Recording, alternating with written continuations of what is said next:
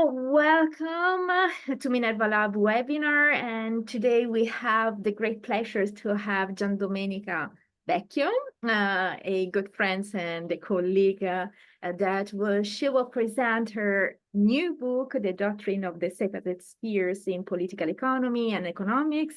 We were saying before, a book that is of huge importance for all of us that are interested in history of economic thought, in feminist economics, and most of all the books that would like to have written. So thank you so much for being here. We're great pleasure. I give you, the floor to explain us and to also the students that are connected. I just spent 1 second for the students. Please, for all the students of our Sapienza University, write your name, surname, and matricola in the chat for the presence and the course of studies. And Giandomenica, the floor is yours. You have some slides, and feel free to take the floor. Thank you so much, Giulia and Marcella, for having me. It's a pleasure to present my book at the Minerva Lab. So I'm gonna start right now by sharing my screen. Please let me know if there are any problems with the screen, with the sharing. No, we can see that. You can put it in presentation mode. It's perfect. Thank you so much. So this book is about the doctrine of the separate spheres, as you mentioned, in political economy and economics. So first of all, what is the doctrine of the separate spheres? So the doctrine of the separate spheres is a strict separation between genders into two spheres. Which one? Public and private. And you can see the public sphere is the sphere where there is power and money, wealth and decision-making. The word public is rooted in the Greek word polis, so the public arena, the market. And it's basically the public sphere of political discussion, deliberation, collective decision-making, and it was traditionally exclusively reserved for free men. This public arena is the realm of paid labor. And think about, for example, the notion of patrimony. Patrimony is all about wealth, but also power, assets. And patrimony derives from polis, public, from pater, which is the Latin word for father. So it's all about men. While the private sphere, as you can see, it's a domestic sphere, the household. And it's also related with the Greek notion of oikos, the domestic sphere of production and reproduction, which has been traditionally reserved for women and slaves. And it's the realm of unpaid labor. So this private, think about, for example, the notion of matrimony versus patrimony. Matrimony is related with the household, is related with the domestic sphere. And the word matrimony, the root of this word is mater, so mother, everything that is connected with women. So as I mentioned, this is the sphere, the realm of unpaid labor. So the book is, the book tries to, clarify how this doctrine of the separate spheres, which belonged not only to political economy, but to every other social science and philosophy, how this doctrine has been used and adopted by the economists in the history of economic thought, starting from, as we'll see, the 19th century. So I'm gonna tell you right now that economists, either reinforce or rejected the doctrine of the separate spheres. And I'm gonna spoil something more. Usually male economists reinforce the doctrine, while female economists within academia and outside academia tried to reject the doctrine. How specifically this reinforcement or rejection worked? So two things, two basic themes, two basic topics have been analyzed by economists. First, the phenomenon of women entering the public sphere when they finally enter the job market. So when women finally enter the job market at the end of 19th century, and I'm talking about middle class, higher class women, economists of the time started to analyze job discrimination, gender wage gap, gender-based segregation, as well as other forms of gender inequality within the economy. On the other side, economists of the time also analyzed the role of women within the domestic sphere, within the public sphere, by doing what? By analyzing from an economic perspective, marriage. So the economy of the family and the division of labor within the household between men and women. Economists of the time were also interested in a special combination, the special combination of married women entering the job market. It's not just women entering the job market, but married women entering the job market. The long process of women, and especially married women, entering the job market has been labeled by Claudia Goldin, last year Nobel Prize for Economics, as the Quiet Revolution. The Quiet Revolution is basically a velvet revolution according to which women started to get a job not just because the family needed extra money, but because they wanted to fulfill their self by constructing, by having a role in the public sphere. It's not just job for the money, for the family, it's a career for women's own self-fulfillment. And this is, you can see in this graph, married women at work, starting from the late 18th century up to the late 20th century. As you can see, at the very beginning of the last century, the slope goes very, very high. And we will see later why this sector changed. So at the very beginning, starting from the Middle Age, but even before, women were basically employed in agriculture, and we are talking about lower income women. Then with the Industrial Revolution, women started to enter to exit the agricultural sector and to enter the industrial sector.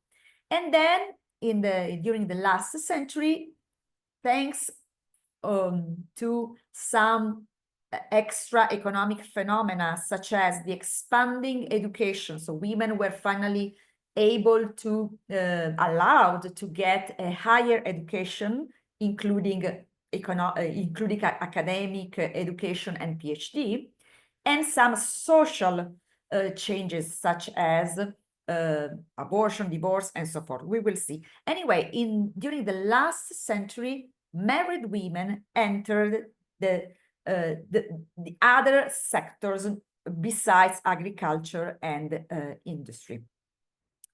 So what is the timeline of my book? My book is divided into two parts.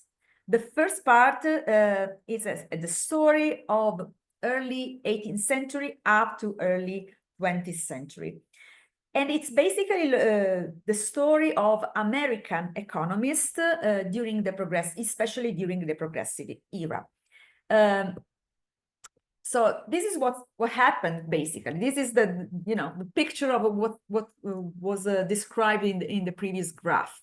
So in that period, the progressive era, for those who are not used to use this label, is the period during the Second Industrial Revolution, which totally transformed the United States, the society of the United States, but also the other European countries who were followers.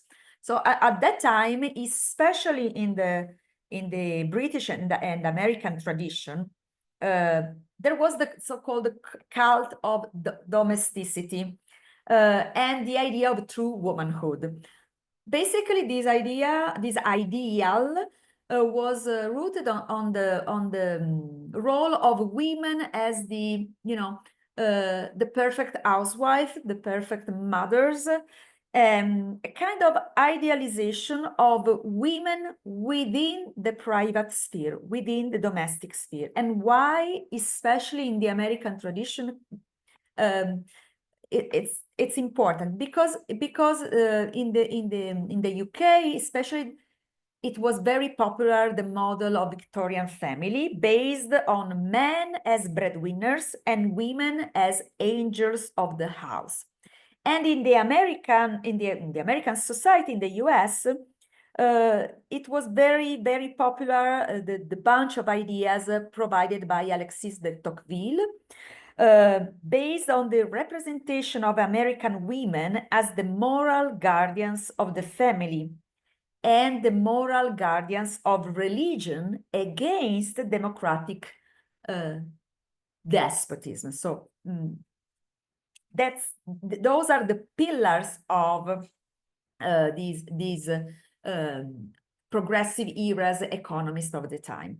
And the economists of the time, basically, as I mentioned you before, especially male economists of the time, they basically reinforced the doctrine of the separate sphere. When they started to consider economic phenomena which were consequences of women's entering the job market, they reinforced the doctrine. So basically they said the division of labor between men and women in the market and in the household is efficient. And I'm talking about big names. I'm talking about Jevons, Marshall, Pigou, Sidney Webb in the UK, Carver, Ely, Walker, Commons, Fisher in the US. So all these big names in the UK and in the US at the end of 19th century, early 20th century, were basically in favor of the doctrine of the separate sphere. And by adopting the notion of family wage. And by adopting the notion of family wage, they basically justified the so-called pink ghettos. Pink ghettos are sectors, job market sectors, basically covered by women's work, education and health. And we know that those sectors are still today less remunerative than others. By the notion of family wage, they also somehow justified the so-called sweating system. So you can see here the picture. Many women worked in the sweating labor. So basically in these sweating workshop laboratories where they were exploited by the man who was in charge to be their guardians. They also, economists of the time, based on family wage, they also justified gender wage gap.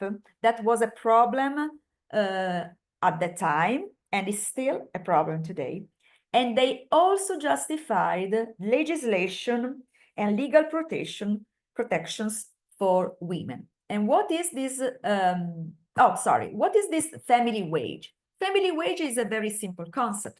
Family wage means that we have to consider not individuals, But we have to consider family. So who is the breadwinner? The father is always a man. So if the father, the breadwinner, has a salary which is able to cover all the necessities of the family, there's no need for a woman, for the wife, for the mother to get a job. Her role is within the household, this cult of domesticity. And if not, of course, women must find a job in the marketplace, but then we can justify pink ghettos, Sweden systems, and of course gender labor gap and gender wage gap.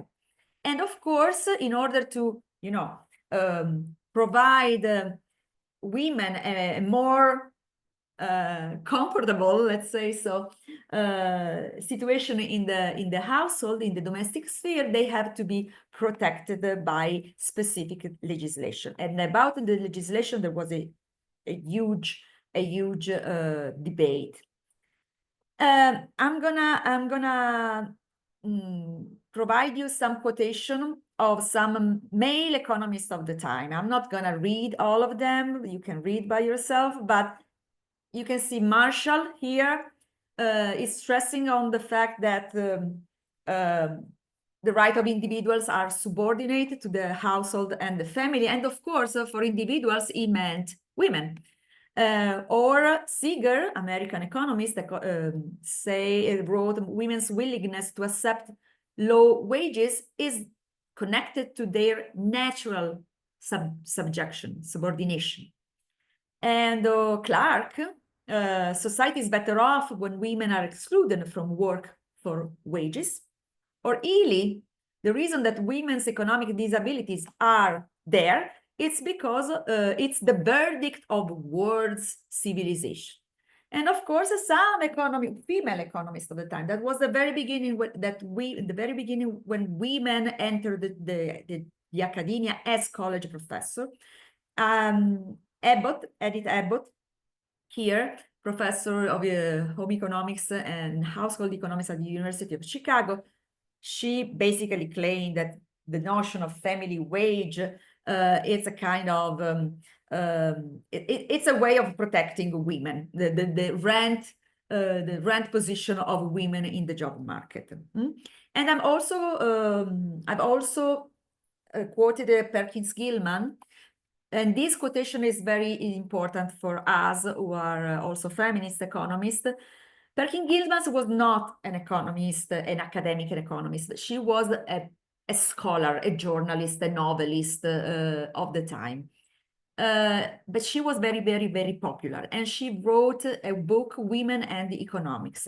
And you can read the quotation here. I think this is the first time that the notion of masculine androcentric economics has been adopted in the way that it will be adopted later by feminist economics in the 1970s. Our current teaching in the infant science of political economy are naively masculine. Does the economic man, Homo economicus, how about the economic woman? The androcentric mind does not exist. Women are females, and that's all. So here's some quotations. So you can have on one side a picture of the time, and on one side big names, American economist, British economist, president of the American Economic Association, writing something like that, versus well, first female economists or female scholars with economic ideas, trying to fight against this notion of family wage, which was very, very powerful. So male women economists of the time, as I mentioned you before, blamed women's path towards the public sphere, not just by adopting the notion of family wage, but also by enlarging this strict division of labor between men and women in other social and cultural phenomena that were happening at the time. For example, women's suffrage. women's suffrage was analyzed by considering the opportunity cost of granting the vote to women. Male economists of the time were against. Because women political involvement would divert their energy and time from the primary task of caring of their families. Marriage, economists of the time adopted a paternalistic approach and also a maternalistic approach. Some female scholars of the time also a maternalistic approach. So the idea that the family is the most important thing, and so women should perform their task within the family, within the domestic sphere, while men, who were the pater familias, the breadwinners, should have performed their task, the main task, within the public sphere. Other social/economic phenomena of the time that were discussed by economists by reinforcing the doctrine of the separate spheres were prostitutions. Economists consider it a consequences of the social imbalance in the labor market and within families. So here in the analysis of prostitution, we have also a massive amount of racism and eugenics. Basically, male economists of the time considered prostitution a moral problem for white girls. So white girls should be prevented to become sex workers. I'm sorry if I'm using the word prostitution, but I'm using the word that they were used. So according to them, sex work should be avoided by white girls. So because it's a moral problem for basically. But it was okay for immigrants, women, and for Black African American women, because there is a supply and a demand. So somehow the market should be covered. So we need some sex workers, but not white girls. So we have to find a way to avoid the white sex workers, but it was okay to have immigrants and African-American sex workers. So in this case, you can see that economists of the time were definitely chauvinist and racist. And this is important because, immigrants and African-American women of the time, they were facing a double or triple status of minority. They were women, so gender.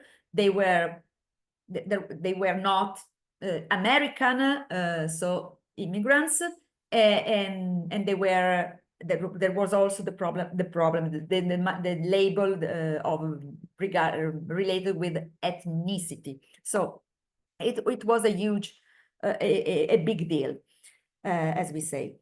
And as I mentioned you before, women of color, especially for women of color, economists of the time, and I'm talking about Commons, Clarks, they explicitly said that it's absolutely useless to make possible for African-American women to enter the job market, because they, as Black American men, they are racially inferior. So they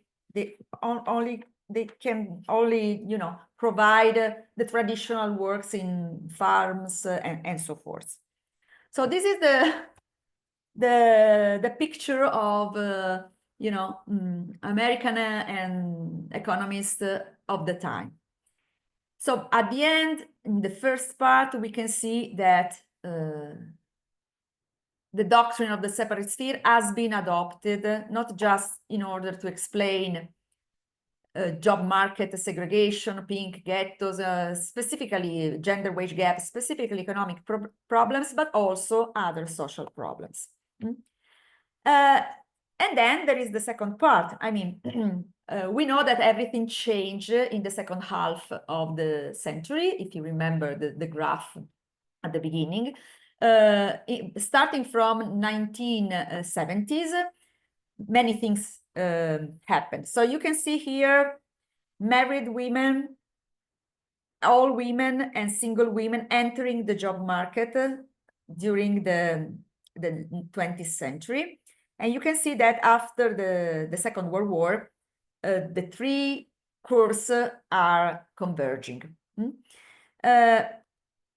Sorry.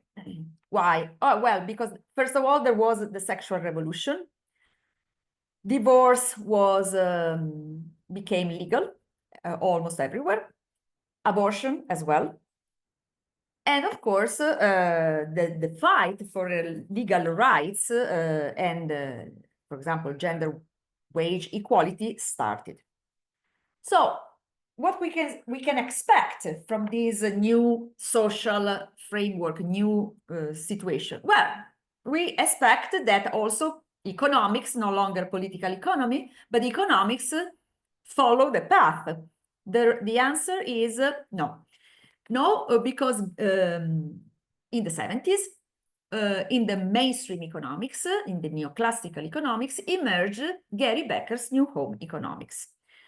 Becker, University of Chicago, wrote several articles in the 60s and in the 70s, starting from the notion of discrimination related with ethnicity and then with gender. All these articles were collected in his book, A Treatise on the Family, published first. The first edition was 1981, the second edition 10 years later, 1991. And in 1992, he got the Nobel Prize. And also a lot of, praise, public praise. Here we have George W., who gave him the Medal of Freedom in 2007. So here you can see the quotation of Becker's papers, Becker works.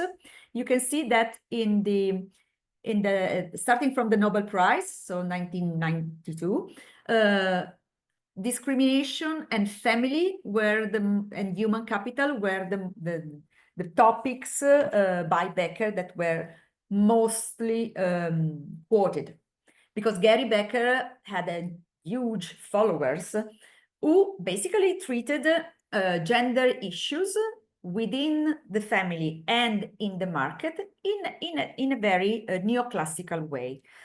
So at the end, the marriage, according to Becker's, is what I said, I defined a separate sphere on steroids.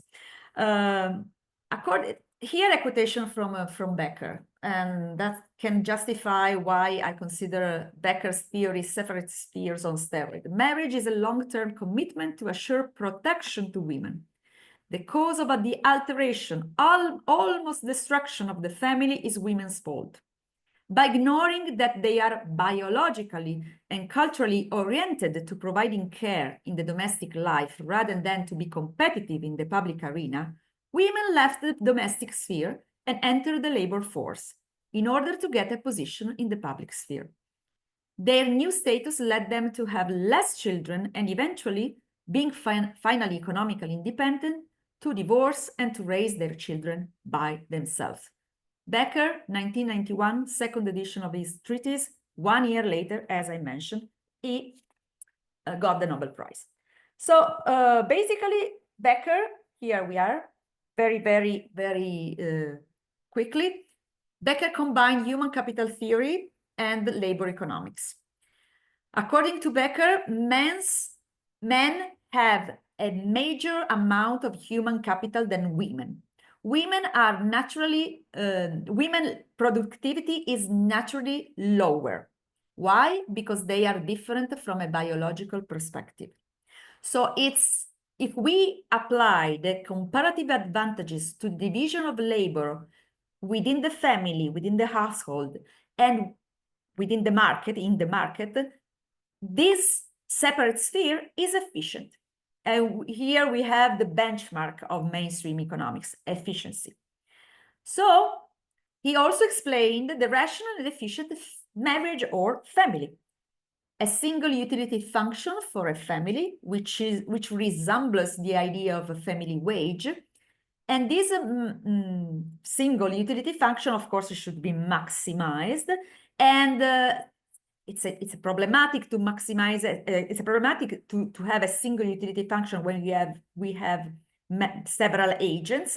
So he solved the problem by saying, well, the single utility function of a family is the utility function of the breadwinner, of the father, the husband. Well, how about if the father is not a rational, a fair agent? Well, first of all, no, we solve the problem by adopting the idea that the head of the family, the breadwinner, who is a male because he is a superior from a biological and cultural point of view, is benevolent. So it's efficient to specialize our investment in education on boys and on girls. So investment on education oriented to job market for boys and investment in education oriented to the family for girls are optimal strategies. So at the end of the day, Beckers described the traditional alpha male figure. For 20 years, feminist economists of the time, who were not yet feminist economics, started, to consider Becker's approach, which was the core, as problematic. So feminist economics raised in order to challenge or eventually to reject Becker's economic approach. Many articles, many books were written in the 70s and in the 80s, but officially the International Association of Feminist Economics, you know better than me, has been settled down in 1992. And 3 years later, the journal Feminist Economics was founded. And in 2006, Feminist Economics has been officially recognized by the American Economic Association, which provided a jail code B54. And the jail code B is for heterodox, non-mainstream economics or economic theory. So what were the main critiques? Well, as I mentioned you before, it's problematic to consider a single utility function for the family. It's problematic to consider the male breadwinner as benevolent. It's problematic to consider preferences only in an exogenous way. Also, and here we have the critique that has been pointed out by Perkins Gilman 100 years earlier. Mainstream economics is mainstream. It does not consider the power relations embedded in the patriarchal system. It does not consider that gender inequality is not just a matter of preference. It's always, well, it's often socially constructed, and it never considers the fact that the traditional division of labor, especially within the families, it's basically a choice of men to neglect care, housework and childcare. And also, at the end, mainstream economics does not consider the role of gender stereotypes. Here's some quotation from some founders of the feminist economics, Ferber and Birnbaum. Comparative advantages becomes little more than a self-fulfilling prophecy. Or Barbara Bergman, she introduced the idea that to be a housewife is a kind of a caste system, not a free choice. And Nancy Folber, for example, Nancy Folber claimed that Becker's theory was kind of a caricature of the 19th century doctrine of the separate spheres, separatist idea. So how about today? Are the separate spheres still separate today? Yes, for several reasons. First reason here, a working day for men and for women. Look at the unpaid work is much higher for women. Unpaid work is the work provided in the household for the family. This is the double burden or second shift, definitely on women, with a few exceptions: maintenance, repair, and garden and house plants and something like that. Food, interior cleaning, laundry, household, the other household activity, they are all on women. It's the double burden of women, and also gender stereotypes. You can see here a table. This is basically a bunch of gender stereotypes, of gender of biases. I'm not going to read all of them, but we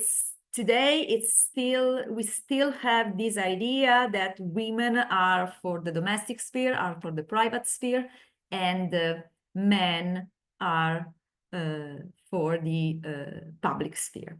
So I hope that I was on time. I thank you very much for your attention. Eventually we can talk about something more in Q&A. Thank you so much. I'm gonna interrupt, if I can, my sharing. Is that okay? Yes, perfect. Thank you so much, Giandomenica. If you can unshare. Okay, perfect. So we can see, and thank you so much for these presentations. We have one question right now from Marcella, so I give the floor to Marcella, and we collect some other. Thank you so much, Giandomenica. Really, it's really a pleasure to have you here. And as Julia already said, your book is really fantastic. We would have liked, all of us have written it.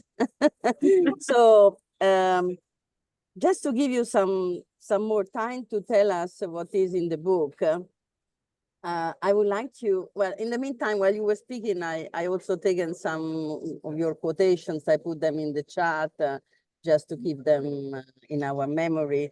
I find the quotation by Perkins fantastic, really.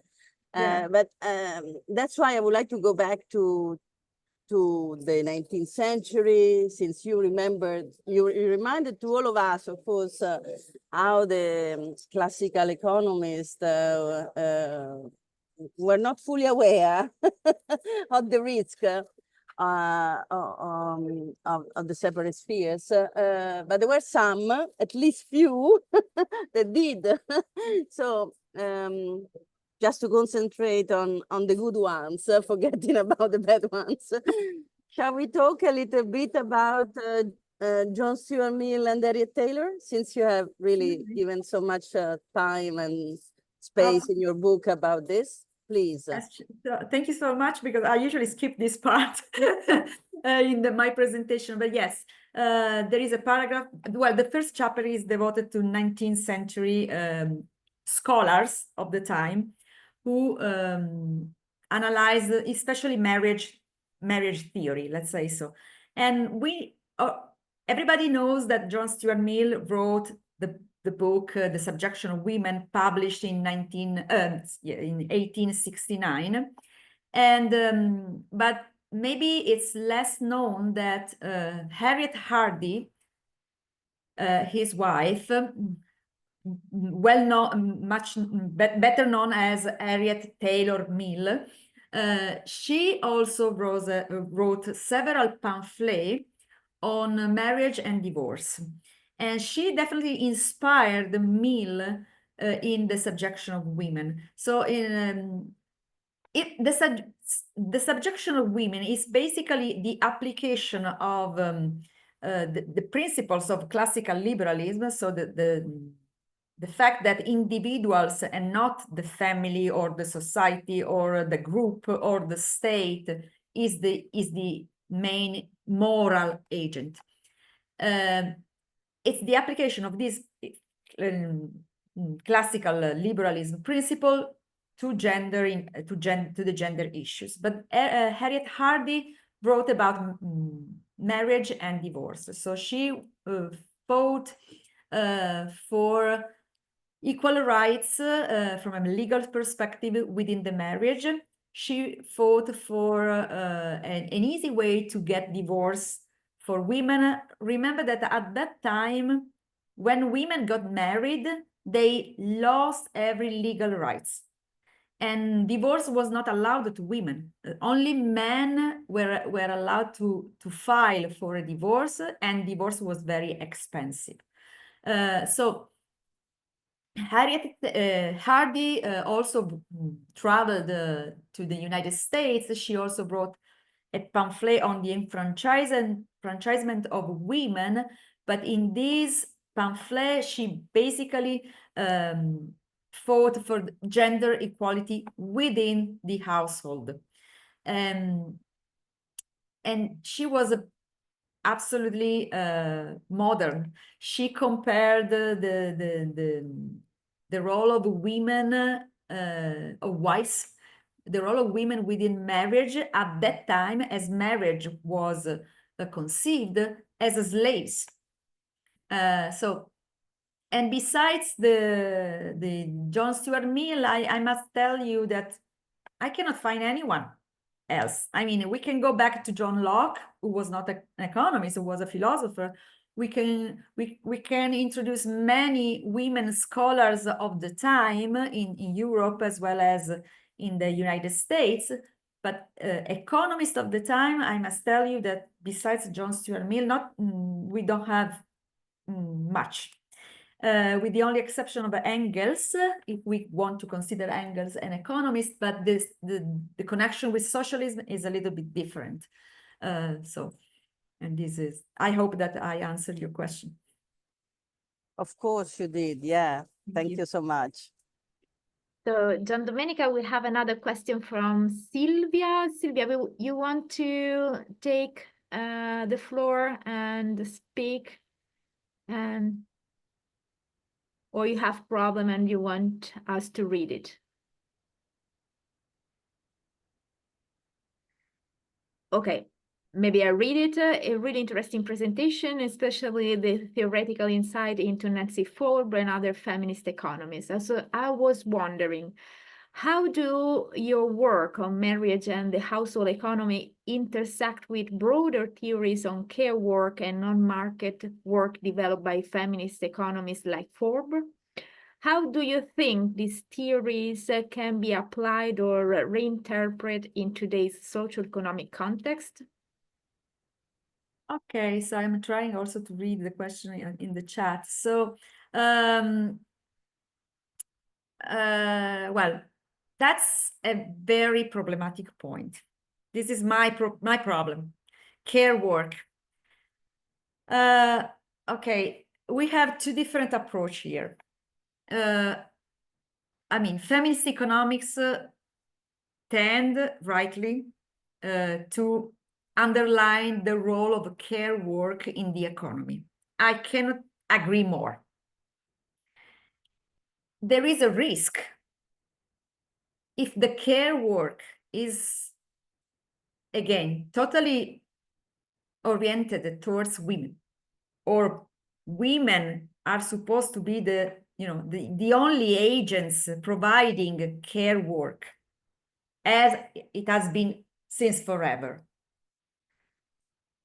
I'm afraid that we are reinforcing the separate sphere. I mean, we are considering care work in a different way.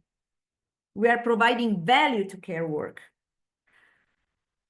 But I really would love to insist on the fact that men should share the same amount of responsibilities in care work. So I'm okay, absolutely okay in, providing more value, the value that has not provided yet to the care work, but it's not just for women. It should be, I mean, this double burden should be stopped. It's not gonna be a double burden only for women, even though it's, the care work is is measured for example, first of all, and it's you know, it's money, because it's not just a matter of money, it's also a matter of responsibility. So for example, Barbara Bergman, I devoted a paragraph on Bergman. Barbara Bergman was a feminist economist, a founder of YAFI, and one of the first, economists of the time who was a feminist and an economist. And she decided at a certain point, to merge, as many more did, the two things. She was, for example, for a total androgynous model, let's say so.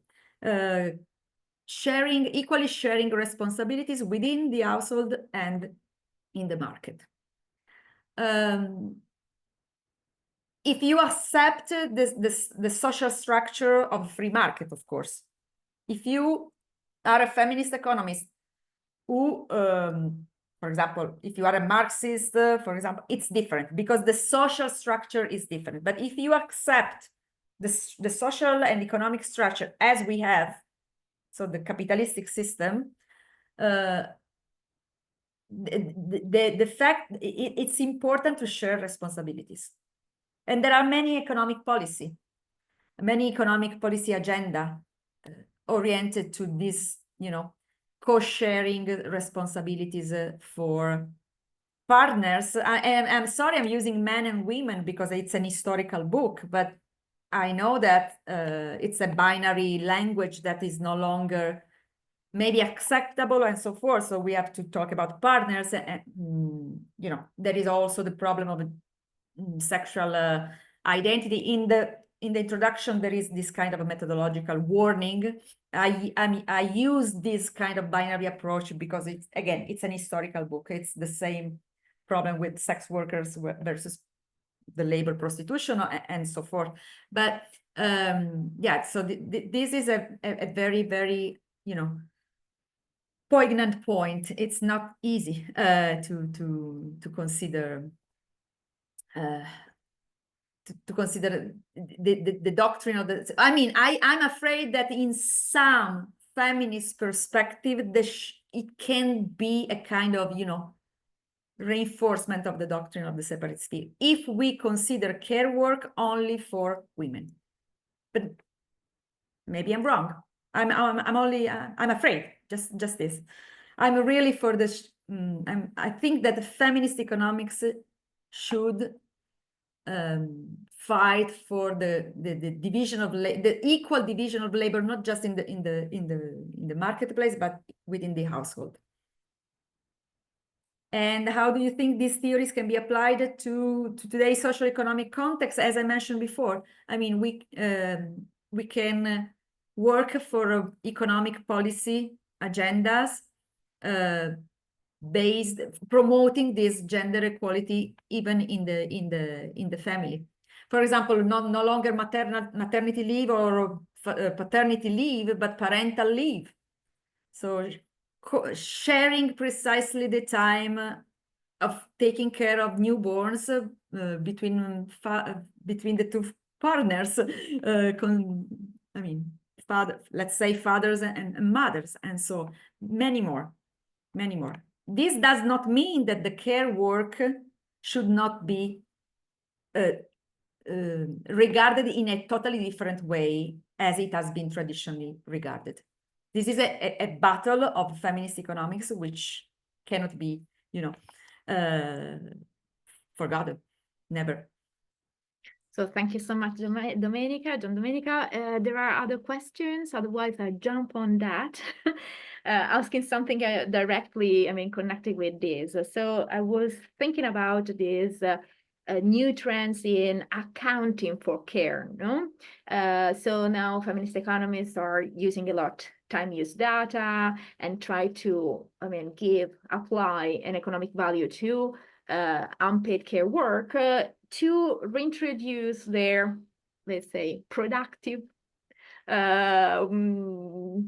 fevers way of looking unpaid care work in the national accounting system. So your straight vision on that, do you think that this is an increase in, separation of the spheres, or it could be, a way of integrating that?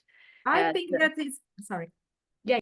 I think that it can be a good incentives for men to take care of the families, because it's gonna be, it's gonna be paid, let's say so. It's no longer unpaid work as it has been for millennia. And let's be economists. It's an incentive, so I'm totally in favor. And it's gonna reduce the separate sphere. So definitely I'm in favor.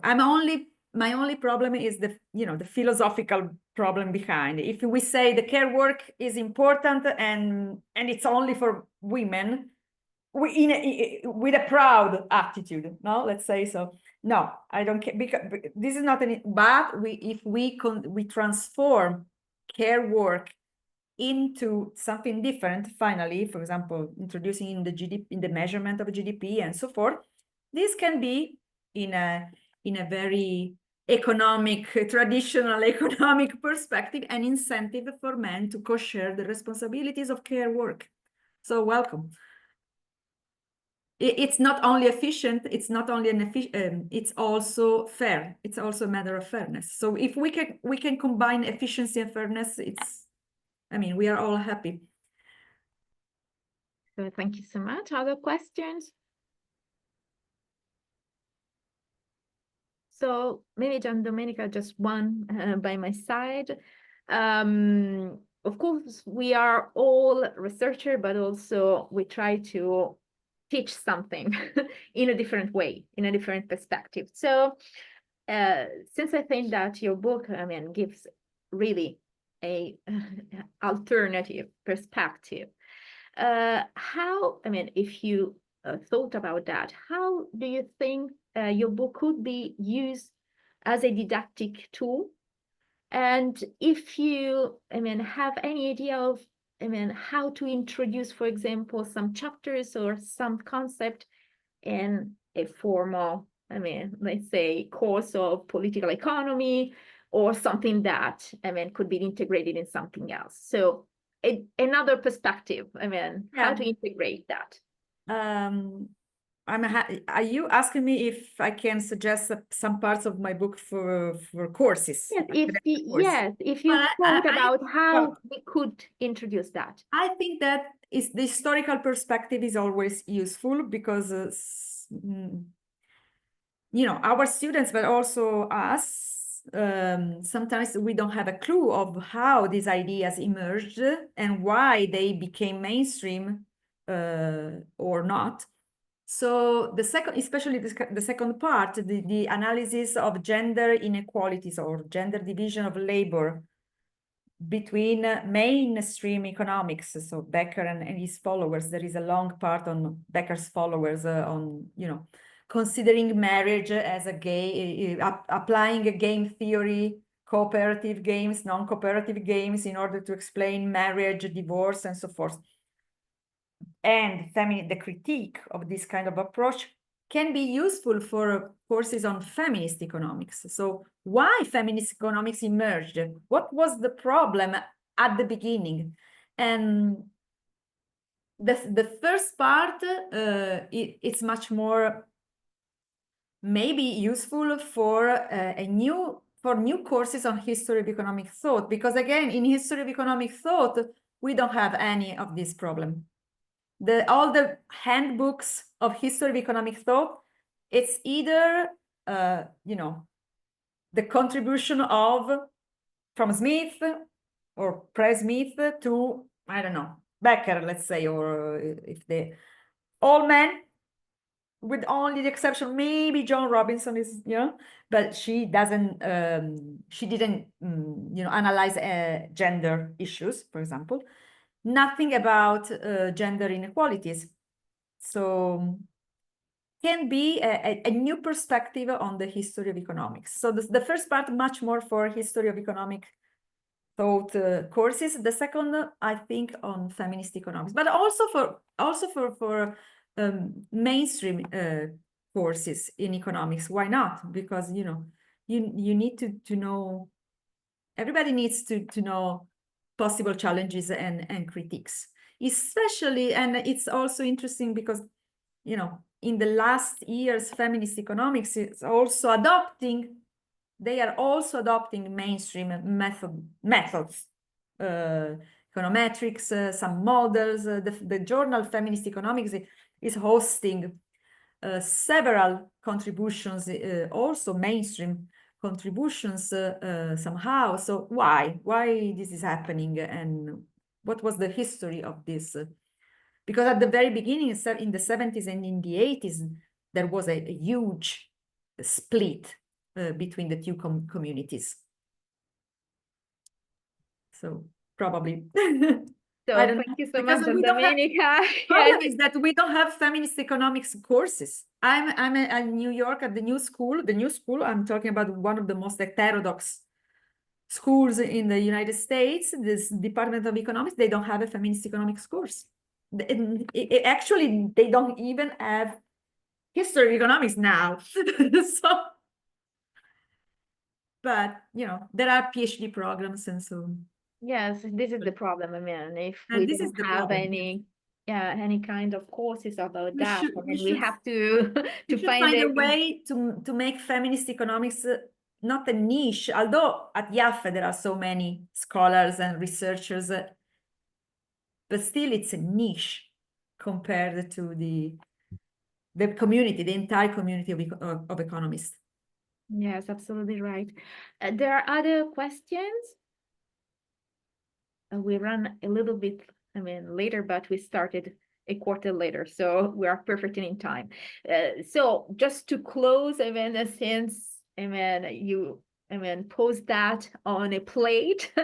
So you, of course, I mean, in your slide there was also the creation of the jail code B54 for feminist economics, that is within heterodox economics. So you told us that, I mean, previously, I mean, was evident this dichotomy. What do you think about now? I know that is quite controversial. It's really a personal perspective. My idea is that, I mean, there is a little bit of confusion right now, but I mean, I want to know your perspective. My idea, as I mentioned briefly before earlier, is that there is a kind of convergence, especially in the last 10 years. It's a matter of generations.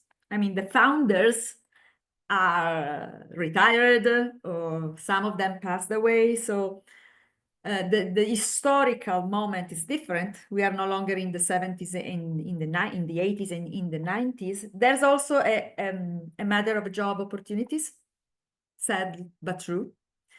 But I think that there's room for everyone. And I really, I am insisting on the first 20 years of the history of the story of feminist economics, because I think that those challenges are still now, are still here. The world has not changed that much. If you can see data on gender inequality in the economy, and not only in the economy, is everywhere, with differences, of course, but it's everywhere. So, and the discipline is still problematic. I mean, there's no pluralism, basically. I mean, there is pluralism, but it's tough, especially for the young generation of researchers.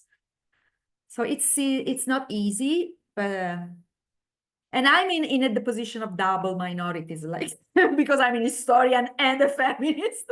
So, but that's another story. But yeah, I think that it's converging somehow. An intersectional discrimination against you. Yes, but going back to your important question, I mean, I think that there is a kind of also because to be honest, I must say that the new generation of mainstream gender economists, let's say so, are less Beckerians, definitely. So they are much more, open to critique. So this is also something that should be mentioned to be fair. Okay, we should monitor the evolution and the trends. Yes, definitely, Because, definitely, yeah, this definitely. is of absolutely crucial. So if there are not any other questions, since it's time and we take all the 1 hour that we have, I want to thank you so much, Giandomenica, for your great lectures and for the book and for, I mean, all these interesting webinars. Thank you so much from Thank you. all of Thank you us. so much, everyone. Thank you. Thank you. Ciao. Ciao. Fight the good fight. Ciao. Ciao, ciao. tutti.